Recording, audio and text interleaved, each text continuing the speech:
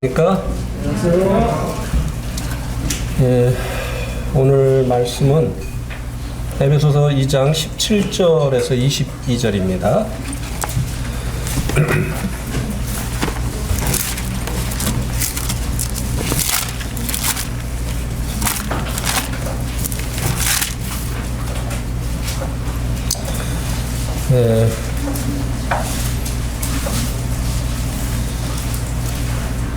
킹제임스 성경을 가져오신 분들도 있으시고 또 개역개정 가져오신 분들도 계실 텐데요.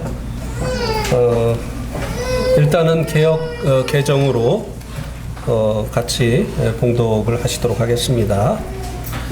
킹제임스 또 가져오신 분들은 같이 읽으셔도 됩니다. 큰 차이가 나지 않기 때문에 22절만 조금 차이가 납니다. 17절 형제님들이 먼저 읽겠습니다. 시작. 또 오셔서 먼 데 있는 너희에게 평안을 전하시고 가까운 데 있는 자들에게 평안을 전하셨으니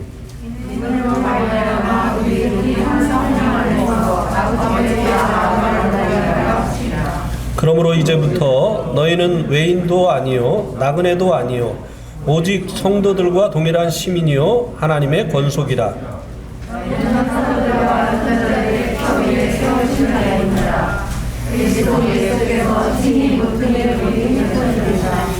그의 안에서 건물마다 서로 연결하여 주 안에서 성전이 되어 가고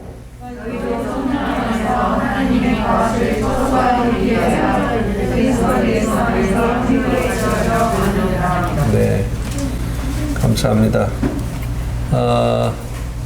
누가 22절 킹제임스 성경으로 다시 한번 좀 크게 읽어주시겠습니까? 형제님들 중에 한 분. 그분 안에서 너희도 성령을 통해 하나님의 처소로 함께 세워져 있느니라. 차이를 보셨죠? 우리가 가지고 있는 개역은 이제 성전이 지어져 간다라고 말씀해 주고 있고, 킹제임스 성경에는 지어졌느니라 완료형으로 그렇게 이야기를 그렇게 이제 번역이 되어 있습니다. 문맥상으로 킹제임스 번역이 맞다고 생각이 되어지기 때문에 오늘은 킹제임스 성경을 소지하고 계신 분들은 가져오셔 달라고 단톡에 광고를 드렸습니다. 오늘 이 본문을 통해서 드릴 말씀의 제목은 현재 하나님의 처소인 교회는 성장한다 입니다. 다시 말씀드릴까요? 현재 하나님의 처소인 교회는 성장한다. 예.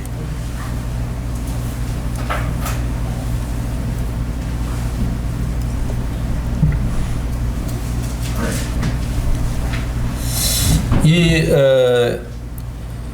22절 말씀이 그것을 말씀을 해주고 있는데요. 이 교회는 하나님의 거하실 처소라고 말씀해 주고 있습니다. 하나님께서 이 교회를 당신의 거하실 장소로 삼으시고 현재 과거의 성막에 거하시고 성전에 거하시던 하나님께서 교회 가운데 거하시는 것입니다. 그래서 하나님께서 이 교회 가운데 임재하시기 때문에 이 교회는 하나님께 나와서 하나님을 예배하고 그리고 하나님과 교제하고 하는 이와 같은 기능을 갖게 되어지는 것입니다. 그런데 이제 우리가 이제 가지고 있는 이 개정 성경을 통해서 보면 그걸 한번 제가 읽어볼게요. 너희도 성령 안에서 하나님이 거하실 처소가 되기 위하여 그리스도 예수 안에서 함께 지어져 가느니라. 그러니까 이 개혁 개정을 통해서 보면 지금은 하나님이 거하시지 않고 앞으로 거하시기 위해서 지어져 간다. 이런 이제 그 느낌을 주지 않습니까? 그래서 제목을 현재 하나님의 처소인 교회라고 그렇게 지은 것입니다. 이런 이 제목과 그리고 문맥상으로 볼 때 하나님의 처소가 되었다고 완료형으로 말씀해 주고 있는 것이 맞다고 하는 것입니다. 하나님께서 과거에 이 사람들과 함께 거하시기를 원하시어서 사람이 범죄하기 전에는 에덴 동산에서 하나님께서 사람들과 함께 하셨습니다. 사랑하기 때문이죠. 예, 사랑하면 함께 하고자 하는 것이 아니겠습니까? 그런데 이제 범죄한 후에 하나님께서 사람과 함께 하실 수 없게 되어졌기 때문에 성막을 짓게 하셨고 이 성막 안에서 사람들과 함께 거하시게 됐죠. 그리고 또 그 후에는 이제 성전을 솔로몬 시대에 짓게 하시고 그 성전 안에서 사람들과 함께 하셨습니다. 그러면 이제 하나님께서 어디에 임재를 하시느냐라고 하는 것입니다.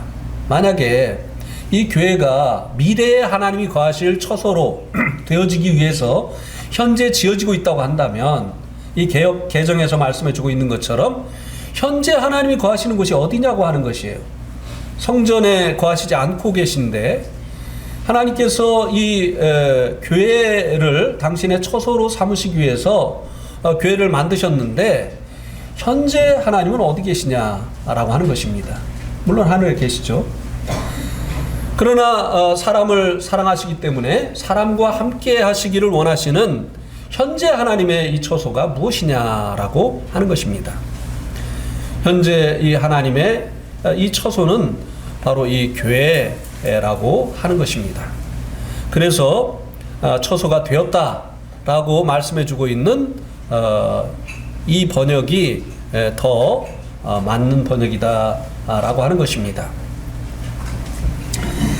그래서 이제 성경 다른 곳에도 우리가 보게 되면 고린도전서 1장 2절을 한번 보시기 바랍니다. 고린도전서 1장 2절 고린도에 있는 하나님의 교회라고 했죠. 예, 고린도에 있는 하나님의 교회 곧 그리스도 예수 안에서 거룩하여지고 성도라 부르심을 받은 자들과 또 각처에서 우리의 주 곧 그들과 우리의 주 되신 예수 그리스도의 이름을 부르는 모든 자들에게. 예, 교회가 그리스도 예수 안에서 거룩하여진 이 성도들이다라고 말씀을 해주고 있습니다.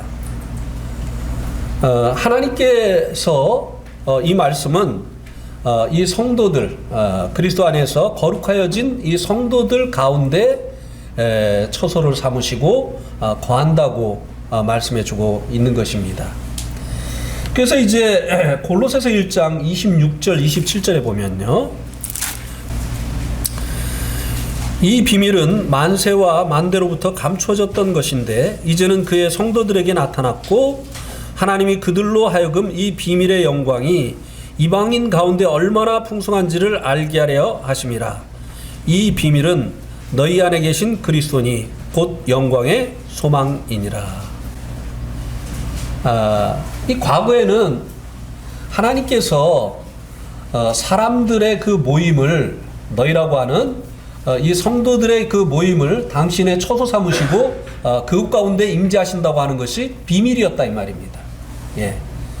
성막에 거하시고 성전에 거하시는 그 하나님이 이제 사람들의 그 모임을 당신이 임재하시는 성전을 삼으시는 이것이 알려지지 아니하였던 사실이었다라고 말씀해 주고 있습니다. 근데 이제는 이제 성전에 거하시지 않는 하나님께서 어디 안에 계시느냐? 너희 안에 거하신다고 말씀해주고 있습니다. 특별히 이방인인 이 골로새에 있는 이 성도들의 그 모임 가운데 함께 하신다고 하는 것은 상상도 할 수 없었던 일이었죠. 하나님께서 유대인이 아닌 이방인들의 그 모임 가운데 임재하시면서 그곳을 당신의 거하실 처소로 삼으신다고 하는 것은 과거에는 아무도 생각지 못했던 놀라운 비밀이었다라고 하는 것입니다. 너희 안에 거하시는 그리스도라고 할 때 우리 개인들 마음 가운데 주님이 거하시는 것을 말씀해주고 있는 것이 아닙니다. 헬라어에 보면 복수로 되어 있어요. 그러니까 성도들 가운데 거하시는 것을 말씀해주고 있는 것입니다. 이 교회를 말씀해주고 있는 것입니다. 이것이 과거에는 비밀이었다고 하는 것이에요. 예. 그 다음에 예수님께서 이제 직접적으로 말씀을 하셨는데요. 마태복음 18장 20절. 두세 사람이 내 이름으로 모인 곳에는 나도 그들 중에 있느니라. 예. 두세 사람이 주님의 이름으로 모인 그곳에는 나도 그들 중에 있다고 주님께서 말씀을 하셨죠. 두세 사람은 교회의 최소 단위입니다. 복수의 사람들이 주님의 이름으로 모이는 이 교회 가운데 주님께서 함께 하시겠다고 말씀을 하셨습니다. 그래서 이 교회는요, 현재 하나님의 처소라는 것입니다. 그리고 사실은 이 처소가 되었느니라고 킹제임스 성경에 번역이 되어졌지만 헬라어를 볼 때나 이제 영어 성경을 볼 때 지어져 간다고 하는 그 번역이 맞기는 합니다. 그러나 전체적인 문맥으로 이제 하나님이 거하실 처소다 이렇게 번역을 하면 현재 하나님의 처소가 없잖아요. 그러니까 이런 오해를 불식시키기 위해서 처소가 되었다고 번역을 했는데 사실은 정확히 번역을 했다고 한다면 지어져 가느니라 라고 번역을 하는 것이 맞았다고 하는 것입니다. 그러면 지어져 간다고 하는 이 의미는 무엇이냐? 교회는 사람들이 지은 사람들이 거하는 이 집이나 건물처럼 한 번에 완공되어지는 그런 것이 아니라고 하는 것입니다. 교회는 살아있는 이 유기체예요. 그래서 우리의 몸이 계속 자라나는 것처럼 이 교회는 계속해서 성장을 한다고 하는 것입니다.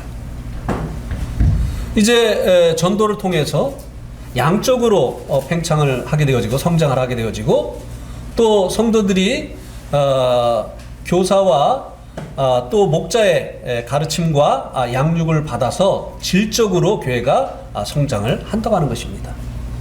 교회는 계속 성장합니다. 왜냐하면 살아있는 유기체이기 때문에 그렇다고 하는 것입니다. 그런 의미에서 지어져 간다고 하는 것이지 이 교회가 결국 지어져서 완성이 되어진 것이 새 예루살렘이다. 이것을 말하기 위해서 그렇게 한 것이 아니라고 하는 것입니다. 새 예루살렘은 새 예루살렘이고 교회는 현재 하나님께서 거하시는 처소라고 하는 것입니다. 새 예루살렘은 미래 하나님의 거하실 처소라고 한다면 현재 이 은혜 시대 때 하나님께서 임재하시는 곳이 바로 이 교회라고 하는 것이고 지어져 간다고 하는 이 말씀의 의미는 교회가 계속 이제 정체되어 있지 아니하고 성장해 간다라고 하는 말씀의 의미라고 하는 것입니다.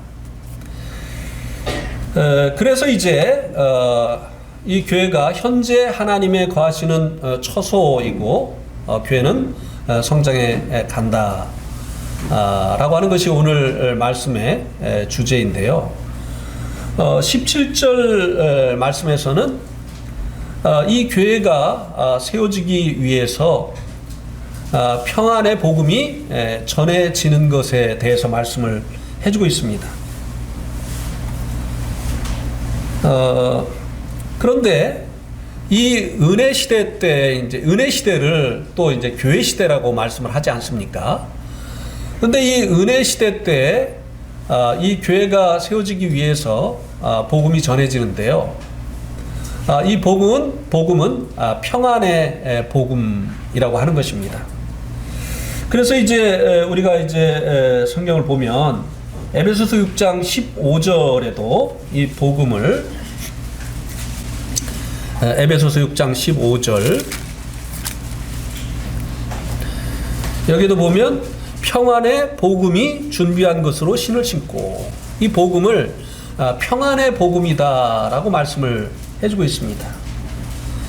그리고 이제 골로새서 1장 21절과 22절에서는 예수님의 십자가의 이 대속의 그 목적이 바로 이 평안이다, 화평이다 라고 말씀을 해주고 있습니다. 이 복음은 전에는 원수지간이었던 하나님과 사람을 화목케 하는 결과를 가져오게 됩니다. 복음을 통해서 하나님의 은혜를 이제 사람들이 알게 되어지고, 또 하나님의 은혜를 통해서 하나님의 사랑을 알게 되어지는데요. 그때 이제 하나님의 그 사랑이 우리 안에 하나님에 대한 믿음을 일으키고, 이 믿음으로 말미암아 하나님과 원수관계였던 우리들이 사랑의 관계로 바뀌어지면서 하나님과 연합하게 되어지는 이런 결과를 가져오게 되어진다고 하는 것입니다.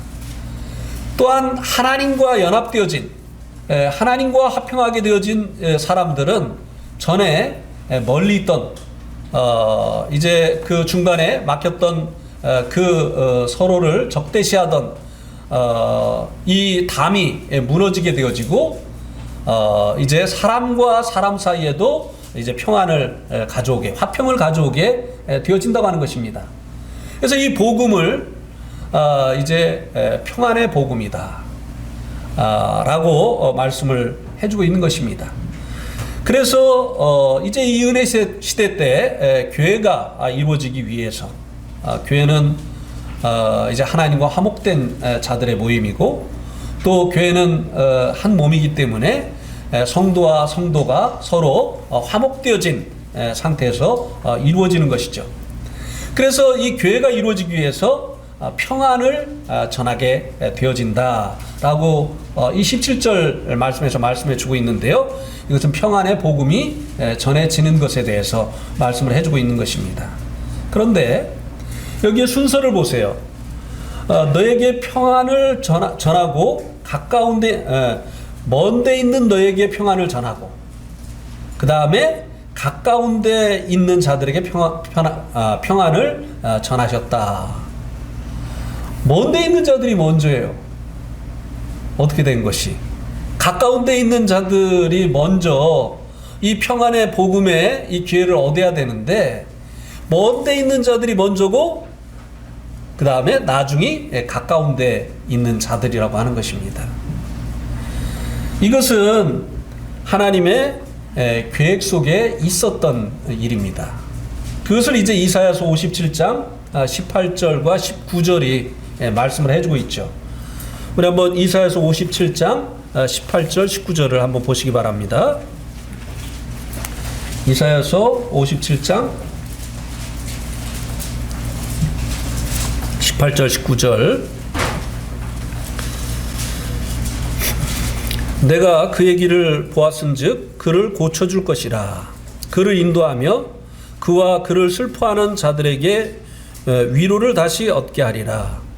입술의 열매를 창조하는 자 여호와가 말하노라.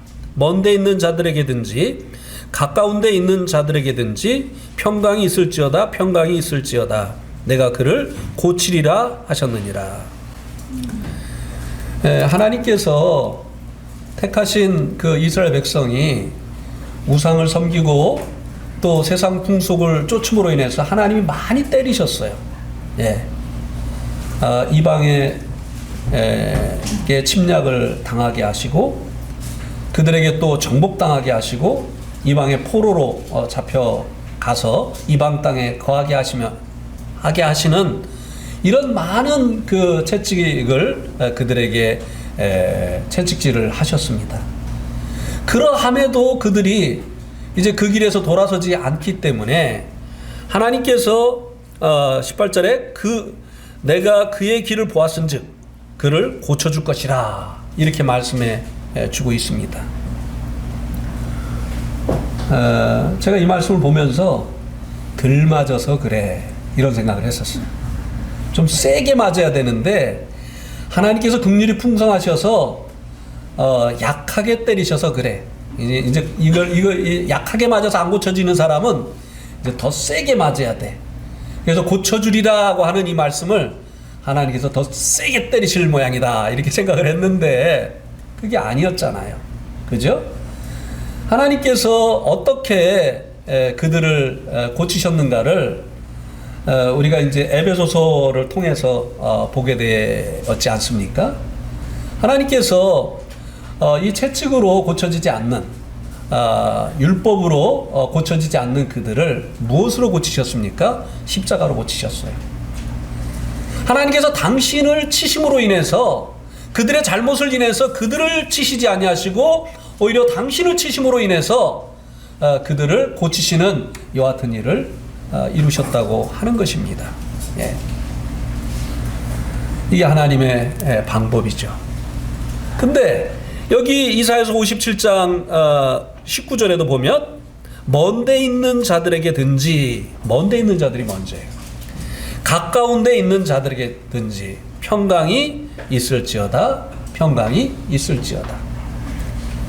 이 십자가의 복음, 이 평화의 복음을 통해서 먼저 회개하고 주님과 화목되어진 자들이 이방인이 아니었느냐고 하는 것이에요. 예.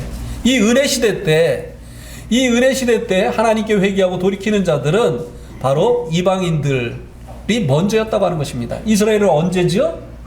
예, 환란 때입니다. 이 은혜 시대가 끝나고 주님께서 공중에 오시게 되어지면 이 세상에는 이제 7년 환란이 시작되지요. 7년 환란의 끝자락에 가서야 이스라엘 백성들은 하나님께 회개하고 돌아오게 됩니다. 그래서 먼데 있는 자들이 먼저 이 평화의 복음을 받아들이고 하나님과 화목하게 되어지고 끝까지 하나님과 적대하던 이스라엘 백성들은 이제 마지막 때에야 하나님과 화목하게 되어지는 이런 일들이 일어나는 것이 하나님의 계획이었고 하나님의 경륜이었다고 하는 것을 이 말씀이 보여주고 있습니다.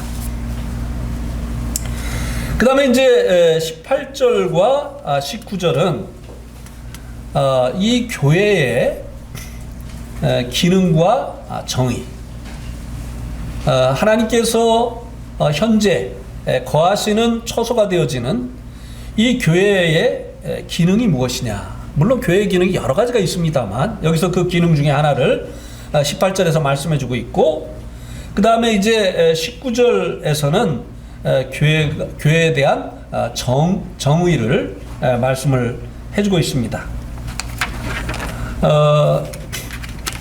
교회의 정의가 무엇이냐, 교회의 기능이 무엇이냐 18절에서 보면 2장 18절을 보세요. 이는 그로 말미암아 우리들이 한 성령 안에서 아버지께 나아감을 얻게 하려 하십니다. 교회의 기능이 무엇이냐? 하나님께 나아감을 얻게 하는 기능을 가지고 있다고 하는 것입니다. 예. 과거에는 이 성막 안에서 특별히 이 지성소를 통해서 하나님 앞에 나아갈 수 있었습니다. 성전도 마찬가지고 하나님께 이제 나아가는 이런 기능이 성막과 성전에 있었던 것처럼 이 교회는 하나님께 사람이 나아갈 수 있는 이런 기능을 가지고 있다고 하는 것입니다. 이것은 놀라운 것이에요. 우리가 잘 알고 있는 것처럼 로마서 3장 23절에 보면 모든 사람이 죄를 범하였기 때문에 하나님의 영광에 이룰 수 없다고 말씀해 주고 있습니다. 죄인들이 하나님의 임재 앞에 나아가면 죽는 것입니다. 이것은 죄인들에게 허락되어지지 않는 일이었어요. 예. 그리고 이 구약시대에는 딱 한 사람에게만 하나님의 임재 앞에 나올 수 있게 하셨습니다. 그것도 1년에 한 차례만. 누구죠? 대제사장. 그것도 피가 없이는 나올 수가 없었습니다. 그런데 우리는요, 이제 1년에 한 차례가 아닙니다. 언제든지예요. 또 우리는 이스라엘 족속도 아닙니다. 또 이스라엘 족속 중에도 레위지파여야 돼요. 레위지파 중에도 또 뭐 해야 되죠? 아론의 자손이어야 돼요. 아론의 자손 중에도 대제사장만, 대제사장으로 기름 부음 받은 사람만이 1년에 딱 한 차례 피를 가지고 하나님께 나아갈 수 있었어요. 그런데 이스라엘 택함받은 이스라엘 백성도 아니고 레위지파도 아니고 또 아론의 후손도 아닌 우리들이 하나님 앞에 나아갈 수 있는 이런 교회 가운데 거하게 되어졌다고 하는 것이, 이게 얼마나 놀라운 일이냐고 하는 것이에요. 이것이 어떻게 가능하게 되어졌느냐라고 하는 것을 그 앞에 말씀이 말씀해주고 있는데요. 거기 보세요. 18절에 보면 그로 말미암아 우리 둘이 한 성령 안에서 아버지께 나아감을 얻게 하려 하심이라. 무엇으로요? 성령님으로 인해서. 우리가 이 성령님으로 인해서 거듭나게 되어짐으로 인해서 우리 둘이라고 했는데, 유대인과 이방인이 이제 거듭나게 되어지면 이제는 유대인도 아니고 이방인도 아니고 뭐죠? 한 세 사람이에요. 교회가 되는 거예요. 교회는 새로운 종족이라고 말씀을 드렸습니다. 예. 우리가 유대인이라고 한다 할지라도 아론의 그 후손, 아론의 후손 중에 대제사장이 아니면 하나님 앞에 나아갈 수가 없습니다. 예. 또 이방인들은 절대 불가지요. 성전 안에도 못 들어가요. 예. 거기에 들어가면 죽음을 담보로 해야 된다고 했어요. 죽이겠다고 했어요. 유대인들이. 예. 하나님이 또 허락지 아니하시죠. 그런데 이 성령님으로 말미암아 우리가 거듭나게 되어짐으로 인해서 이제 교회가 되어졌기 때문에 이제는 하나님 앞에 나아갈 수 있는 이 특권을 얻게 되어졌다고 하는 것입니다. 교회는 우리가 하나님 앞에 나아가는 이 같은 기능을 가지고 있는 것입니다. 예.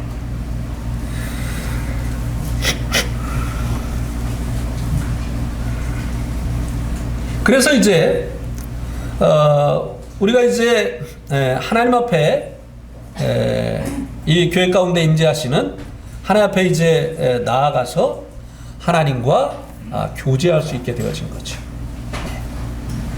여러분 요한일서 1장 3절을 한번 보시기 바랍니다. 요한일서 1장 3절.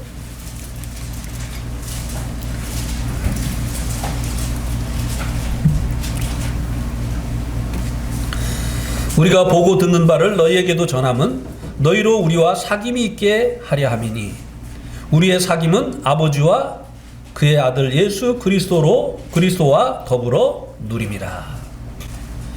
이 교회의 이 사귐은요, 사람들만의 그 사귐이 아니라고 하는 것입니다. 교회 가운데 임재하시는 아버지와 아들 예수 그리스도와 함께하는 사귐이다 라고 하는 것입니다. 우리가 이런 특권을 얻게 되어진 것이죠. 예. 이 사귐을 갖는 관계를 친구라고 하지 않습니까? 그래서 예수님께서 우리를 이제 친구라고 이렇게 말씀을 해주셨는데요. 이 친구는 좀 격이 맞아야 되잖아요. 우리 같은 사람이 어떻게 하나님과 사귐을 가질 수 있는 자들이 될 수 있습니까? 안 되죠. 근데 성령님으로 말미암아 이와 같은 우리가 특권을 얻게 되어졌다고 하는 것입니다. 놀라운 것이죠. 네. 그 다음에 이제 우리가 하나님께 나아가서 또 예배를 드리게 되어지죠. 히브리서 13장 15절입니다. 히브리서 13장 15절. 그러므로 우리는 예수로 말미암아 항상 찬송의 제사를 하나님께 드리자. 이는 그 이름을 증언하는 입술의 열매니라. 우리가 이제 하나님께 나아가게 되는데요. 하나님 앞에 이 교회 가운데서 하나님 앞에 나아서 하나님 앞에 찬미의 제사, 구약의 이 제사장들은 하나님 앞에 나와서 제물을 가지고 제사를 드렸지만 이제는 제물을 가지고 더 이상 제사를 드릴 필요가 없도록 주님께서 당신의 몸으로 영원한 속죄의 제사를 드려 주셨잖아요. 그러니까 이제 하나님 앞에 드리는 이 제사는 찬미의 제사라고 하는 것입니다. 여기에 더한다고 한다면 감사죠. 이제 우리가 하나님 앞에 나올 때 감사와 이 찬미를 가지고 하나님 앞에 이것을 제물을 삼아서 하나님 앞에 제사하는, 예배하는 이와 같은 일을 하게 되어졌다고 하는 것입니다. 그래서 교회는 하나님과 사람이, 성도가 교제하는, 하나님께 나와서 교제하고, 우리가 교회 와서 이제 교제는 유무상통하는 거잖아요. 우리가 기도를 통해서 우리의 것들을 하나님께 아뢰고, 또 말씀을 통해서 하나님의 그 음성을 듣게 되어지고, 이렇게 하면서 우리가 서로 교제하는 거잖아요. 예. 시간도 교제하는 것입니다. 하나님께서 당신의 메신저를 통해서 당신의 말씀을 전해주고, 우리가 교회 가운데서 하나님 앞에 기도하고, 이렇게 하면서 하나님과 이제 사귐을 갖는 것이죠. 예. 그리고 또 이 예배를 통해서 하나님 앞에 우리가 나아가는 것이라고 하는 것입니다. 그 다음에 이제 19절에서는 교회의 정의에 대해서 말씀을 해주고 있는데요. 에베소서 2장 19절에 보면 교회가 무엇인가? 그러므로 이제부터는 너희가 외인도 아니요 나그네도 아니요 오직 성도들과 동일한 무엇이라고 말씀해 주고 있습니까? 시민이요 하나님의 권속이다. 예. 이 교회의 성도들은 더 이상 택하신 그 하나님의 선민들에 대해서 외인이 아니라고 하는 것입니다. 시민이다. 이 시민이라는 말은 그분의 택한 백성이다 라고 하는 의미입니다. 예. 그 다음에 나그네도 아니고 이 나그네라고 하는 말은 이제 손님이에요. 손님도 아니고 하나님의 뭐라고요? 권속이라는 말은 패밀리라는 거예요. 하나님의 가족이 되어졌다는 것입니다. 예. 그래서 이 교회는 교회의 정의가 무엇이냐? 하나님의 백성들의 모임이라고 하는 것입니다. 네. 이제 더 이상 이 시대에, 이 은혜 시대에 하나님의 백성은 이스라엘이 아니라는 것입니다. 하나님께서 이 시대에 하나님께서 택하신 그 백성은 바로 이 교회, 바로 지체들인 이 성도들이라고 하는 것입니다. 또 이 시대에 이것은 구약 시대 때는 이제 계시되지 않았던 것이죠. 우리가 하나님의 자녀들이 되어서 하나님을 아버지로 섬기는 하나님의 가족이 되어진 것.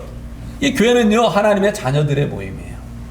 하나님의 백성들의 모임이고 또 하나님의 이 자녀들의 모임이라고 하는 것입니다. 그래서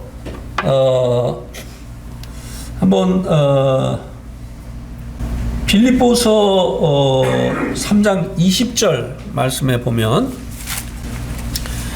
그러므로 우리의 시민권은 하늘에 있는지라 거기로부터 구원하는 자 곧 주 예수 그리스도를 기다리노니. 여기 이제 이 빌립보 성도들이 하늘의 시민권을 가진 하늘의 시민이다, 이렇게 말씀해 주고 있지 않습니까? 옛날에는 이스라엘 백성들이 이제 하나님의 그 백성이었는데 이제는 이 교회가 하나님의 그 시민이고 그리고 백성이다, 이렇게 말씀해 주고 있습니다. 그 다음에 이제 디모데전서 3장 15절을 보세요. 만일 내가 지체하면 너로 하여금 하나님의 집에서 어떻게 행하여야 할지를 알게 하려 함이니 이 집은 살아계신 하나님의 교회요 진리의 기둥과 터니라. 이 하나님의 집이 살아계신 하나님의 교회라고 말씀해주고 있습니다. 여기서 말씀해주고 있는 하나님의 집은요, 영어 성경에 보면 하우스라고 되어 있지 않아요. 하우스홀드라고 되어 있습니다. 하우스홀드, 가족. 네. 집에 있는 그 가족들, 이것이 바로 하나님의 교회다, 이렇게 말씀해 주고 있습니다. 그래서 이 교회는 바로 하나님의 이 백성들의 모임, 그리고 하나님의 가족들의 모임이다 라고 하는 것을 이 19절 말씀이 말씀해 주고 있습니다. 이것은 이제 평화의 복음이 전해진 그 결과로 인해서 나타나는 것이죠. 이 복음을 듣고 하나님의 백성이 되어지고, 또 그리고 하나님의 자녀가 되어짐으로 인해서 이 교회가 하나님의 자녀들의 모임이 되어지는 것이라고 하는 것입니다. 그리고 이제 20절 말씀은 이 교회가 세워지기 위한 기초적인 것들이 무엇인가에 대해서 말씀해 주고 있습니다. 20절에 보면 먼저는 건물이 세워지기 위해서는 이제 터가 필요하지 않습니까? 그 다음에 기초, 건물이 지어지기 전에 먼저 기초석을 이제 놓게 되는데요. 그것을 이제 모퉁이 돌이라고 말씀해주고 있습니다. 이 터는 사도들과 선지자들에 의해서 세워졌다라고 말씀해 주고 있고요.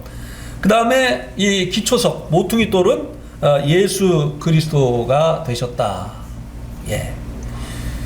이 교회가 세워지기 위해서 이제 먼저 터가 닦아지게 됐죠. 저도 한번 건축을 해봤어요. 쿠시쿠시 호텔 네팔에 제일 먼저 하는 게 터 닦는 일이더라고요. 토목공사. 나는 처음에 이 집 짓기 전까지는요, 토목이 뭐가 그렇게 필요한가.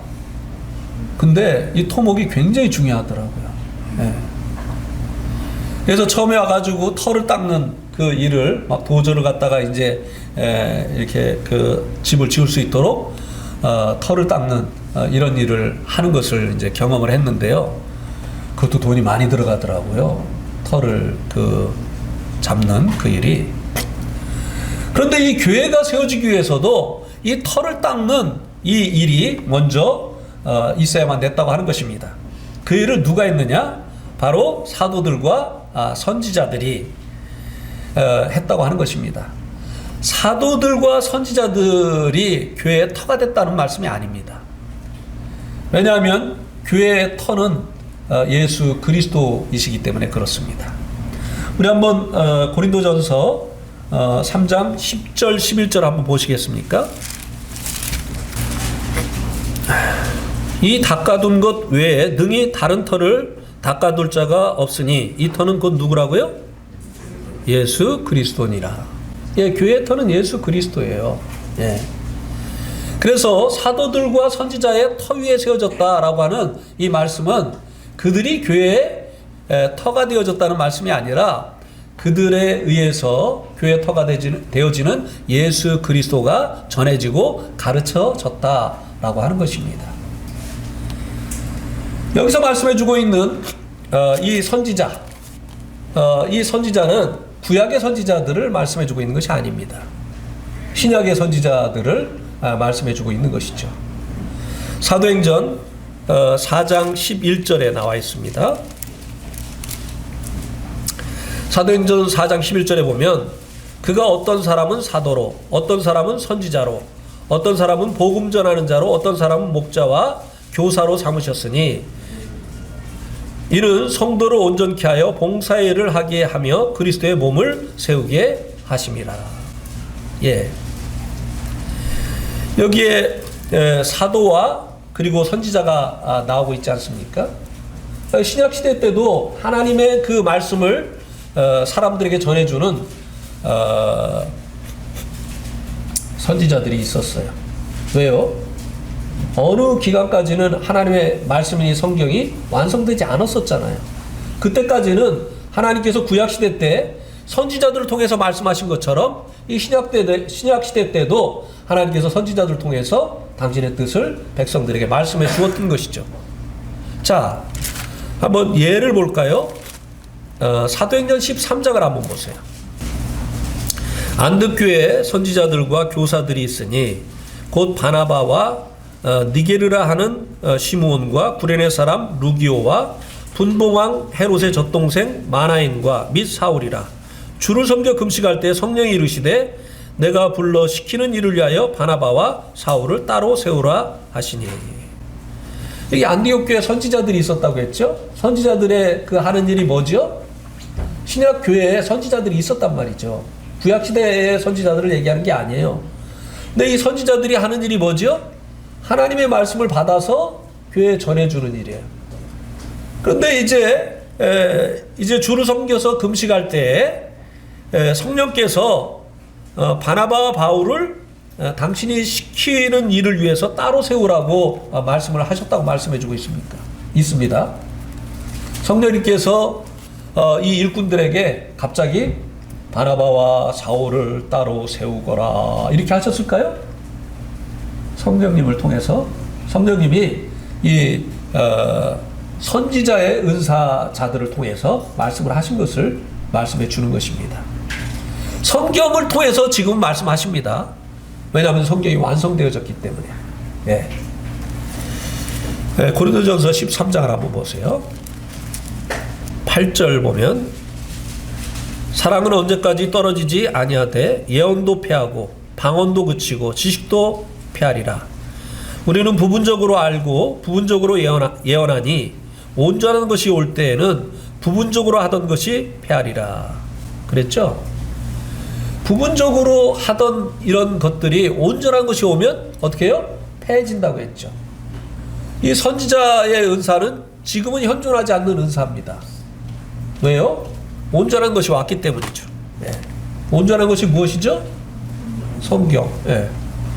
이제는 성경을 통해서 하나님께서 우리가 알아야 될 것들을 다 말씀하셨기 때문에 이 온전한 것이 왔기 때문에 이렇게 저렇게 말하던 이 부분적으로 말하던 이 예언, 선지자 이것은 패해졌다고 하는 것입니다. 어쨌든 이 사도들과 선지자를 통해서 교회 터가 되시는 예수 그리스도가 전해지게 되는 일이 교회가 세워지기 위해서 먼저 있었어야 됐다고 하는 것입니다. 그리고 이제 이 교회의 모퉁이돌, 이 모퉁이돌은 건축을 하기 전에 제일 먼저 놓는 그 돌을 이야기한다고 합니다. 그래서 이 돌을 중심으로 위로 옆으로 이제 돌들이 쌓아져 올라가는 것이죠. 그래서 이 모퉁이돌을 통해서 이제 건축이 시작이 되어지는 것입니다.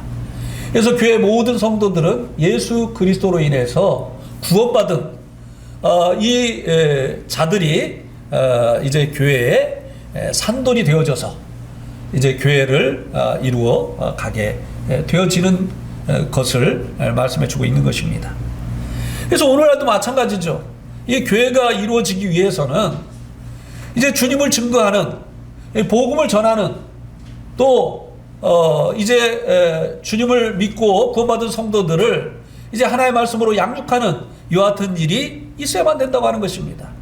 터가 닦이고 모퉁이돌이 놓여지고 해서 이제 그 위에 이제 구원받은 성도들이 산돌이 되어져서 하나님이 거하시는 처소가 되어지는 이 교회가 이루어진 것처럼 오늘날도 교회가 이루어지기 위해서 이와 같은 일이 있어야만 된다고 하는 것입니다. 그냥 되어지는 것이 아니라고 하는 것입니다. 그 다음에 이제 21절에서는 교회는 살아있는 건물이라고 하는 사실을 말씀해 주고 있습니다. 그래서 이제 22절 말씀에서는 지어져 가느니라 라고 말씀해 주고 있죠. 예. 에베소서 2장 22절에서는 함께 지어져 가느니라.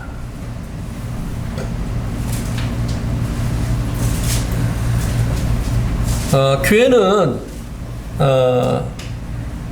복음 전도자들의 그 전도, 복음 전도와 그리고 가르침에 의해서 계속해서 세워져 갑니다.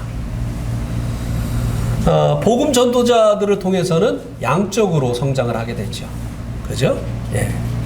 그 다음에 교사와 목자들을 통해서는 교회가 질적으로 성장을 하게 됩니다.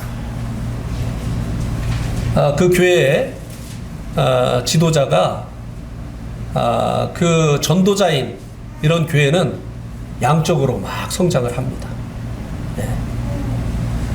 근데 이제 이 전도자만 있으면 교회가 양적으로만 성장하고 질적으로 성장을 하지 않죠. 그래서 성도들이 구원받은 것 외에는 없는 거예요. 그래서 이제 그 말하는 것이나 생각하는 것이나 행동하는 것이 영적인 어린아이의 그 모습을 벗어나지 못하는 것이에요. 예. 그래서 우리가 잘 알고 있는 이런 이 복음 전도자들이 그 교단의 인도자인 이런 교회들을 보면 양적으로는 빨리빨리 팽창을 해요. 예. 그래가지고 여러 곳에 교회가 생기고, 그리고 그 지역 교회들도 굉장히 모이는 인원수가 많은데, 그런데 성도들의 그 영적인 질을 보면 전혀 성숙하지 못한 그런 이제 모습들을 우리가 볼 수 있지 않습니까? 예. 교회는 자라가야 되는 것이죠. 양적으로 뿐만 아니라 질적으로 자라가야 되는 것입니다.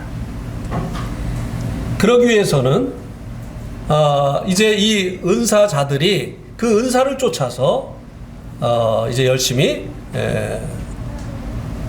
불신자들과 그리고 이 성도들을 섬겨야 된다고 하는 것입니다. 또 어떤 그 교회를 보면 성도들이 막 예배 드릴 때 보면요, 그 예배의 깊이가 막 너무 깊어가지고 빠져서 나올 수 없을 정도로 막 그냥 예배 시간이 너무 좋은 이런 교회들이 있어요.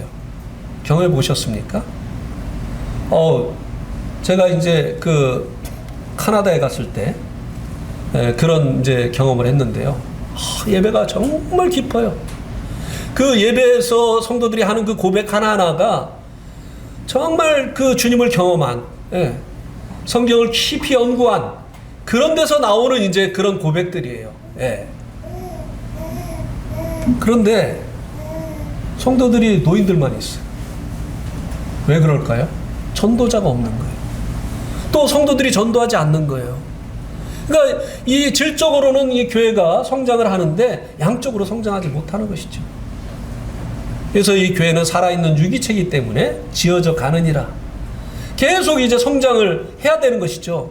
이 성장을 하기 위해서는 이 교회의 은사들이 계속 활용이 되어져야 된다고 하는 것입니다. 우리 교회도 이 전도자가 필요해요.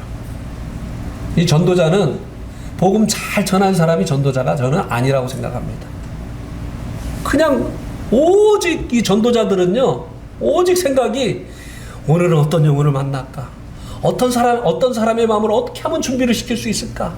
어떻게 해서 교회를 데리고 갈까? 어떻게 해서 복음을 듣게 할 수 있을까? 이 생각만 해요. 그런 사람이 있으면요, 교회가 부흥합니다. 근데 우리 내동교회는 아직 안 보여요. 그런 분들이 있잖아요. 막 영혼 하나 만나려고 막 그냥 서울에서 부산까지 가고 막 그냥 강원도까지 막 가고 막 그 일이란 막 열일 제쳐놓고 막 이렇게 하는 이런 분들이 있잖아요. 기도해야 됩니다. 주님, 우리 가운데 그런 은사자들을 일으켜 주십시오. 그리고 이제 또 이 은사자들만을 통해서 교회가 자라나는 것은 아니라고 하는 것입니다. 우리 한번 에베소 4장 16절을 한번 보실까요?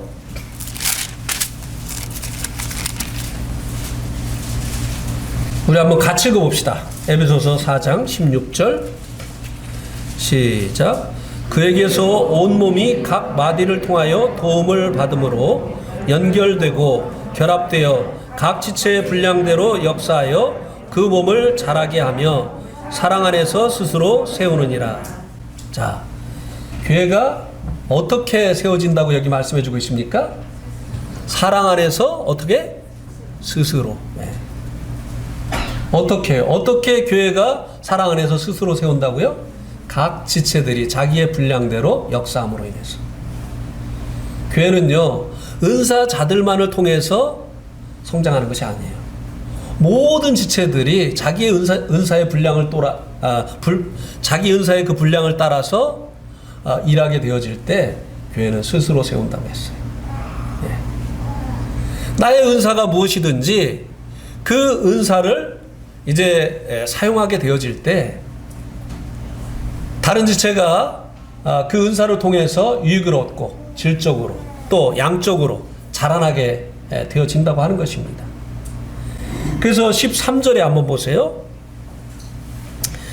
우리가 다 하나님의 아들을 믿는 것과 아는 일에 하나가 되어 온전한 사람을 이루어 그리스도의 장성한 분량이 충만한 데까지 이르리니. 교회 머리는 그리스도죠. 근데 이 사람은요, 머리와 몸이 같이 자라갑니다. 그죠? 사람은 이 몸만 자라가지 않아요. 머리도 자라가고 몸도 자라가고 같이 자라가요. 근데 교회라고 하는 이 유기체는요, 머리는 자라지 않아요. 왜요? 주님은 완전하신 분이니까. 교회의 머리 대신 주님은 완전하신 분이니까. 그런데 이 교회의 몸인 이 성도들은요, 머리 대신 주님에 이르도록 계속해서 장성해 가야 된다고 하는 것입니다. 주님을 믿는 것과 아는 일에 있어서 이 자라가게 되어지는 거예요. 그러기 위해서 어떻게 해야 됩니까?